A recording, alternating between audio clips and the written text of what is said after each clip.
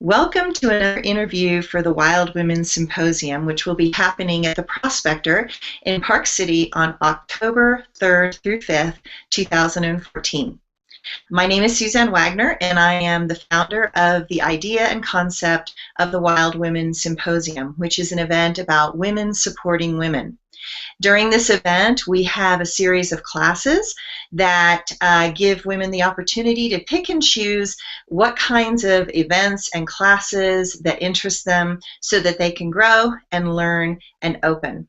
So we have classes that are related to three categories, which is love, life, and light, and they are connected to an amazing app I have with Rogue Wave Productions, where there is a free app and information daily that you can go online or click on your app and get inspirational things and videos and blogs for yourself every single day. And part of the app is amazing videos, and it is also connected to the Wild Women's Symposium. So today we have my dear friend and one of my team members that has helped me create the Wild Women's Symposium, and her name is Deanne Ashton. And she will be teaching a class on connecting to your higher self. So hi, Deanne. Hi, Suzanne. How are you? I am doing really great. Good. So tell us about the class that you're going to be doing at the Wild Women Symposium in October, because I know the last one, you did one on relationships, and you decided to kind of try a fun subject. Actually, yes, I've changed my subject just because it's such an interest to me, and I have found over the years that, intuition is something that I think is so natural. I think we have to be careful not to look at it as something that's taboo or something that's extra special, because we all have intuition. And my newly found information is that actually it's in our DNA. There is a scientific proof, if you will, that we are wired to give out and to receive information. And I believe that using our intuition is the highest form of that. So that's what we'll be talking about. We'll be talking a little bit about doing some experiential experiences so that everyone can kind of test their intuition out, feel it out, see how it works for them individually, because we all receive and give out information a little bit differently depending on our personalities and how we're built. So we'll get a little bit of experience there. I believe we have what we call a trilateral intelligence system, and that is with our gut and our heart and our brain.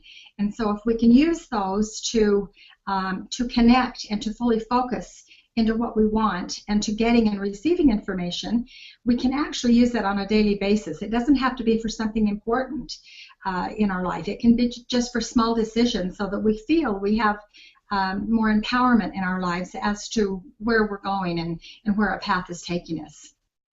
Absolutely, and I love that these days there is so much scientific information out there that is proving intuition. And so we've had all the gurus and yogis and bodhisattvas for years talking in the subtle energy realms and trying to explain the subtle energy realms. And now we're finally at this place that you can actually prove it, which is really incredible. You can actually prove it, you can put it together, you can scientifically document it, you can double-blind test it, and more intuitive skills, psychic skills are becoming more and more valid. But one of the big challenges that I find being a psychic is that it's the validation process, because sometimes people think that their mind is psychic, and then some people think that just exclusively their gut is psychic.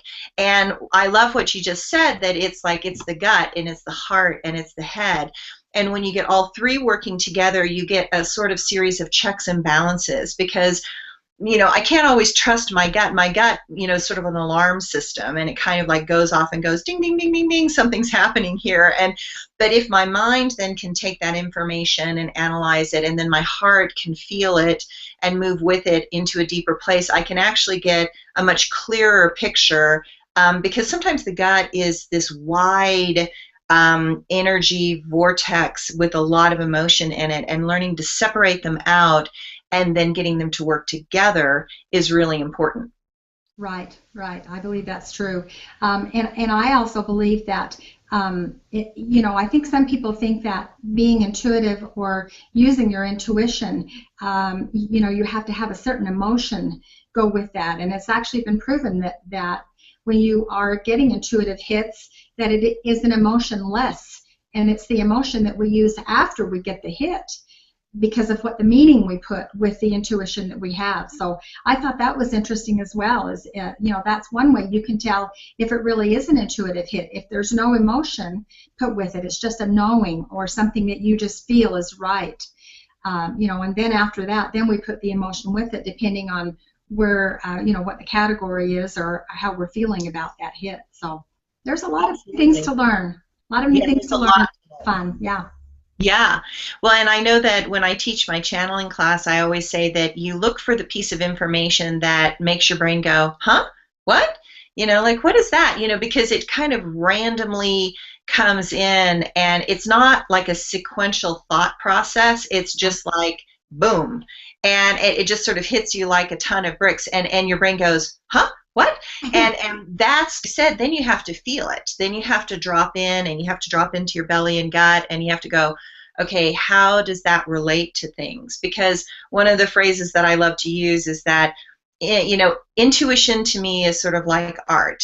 And art requires both sides of your brain. So art that is all creativity, which is right-brained, and has no structure, which is left-brained, is crappy. And art that is all structure, which is left-brained, and no creativity, is also garbage. And so finding that balance that you have to work with your whole self. And, I always say that no part of yourself may be left behind. So one part of your being is not more essential than another part of your being. And so those intuitive hits are important. Your feeling body is important. Your heart and your love and your come from and your intent are important. And then being able to rationally go through bits and pieces and organize it and structure what you're getting intuitively in a way that other people can relate to and understand is essential. Exactly, exactly. I agree.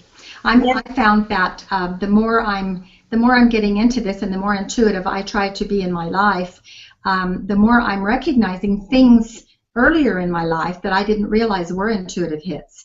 Things that I just knew, but I didn't realize what that was. So using that more often, I think is a wonderful tool because then you can recognize how in the past it has become so easy.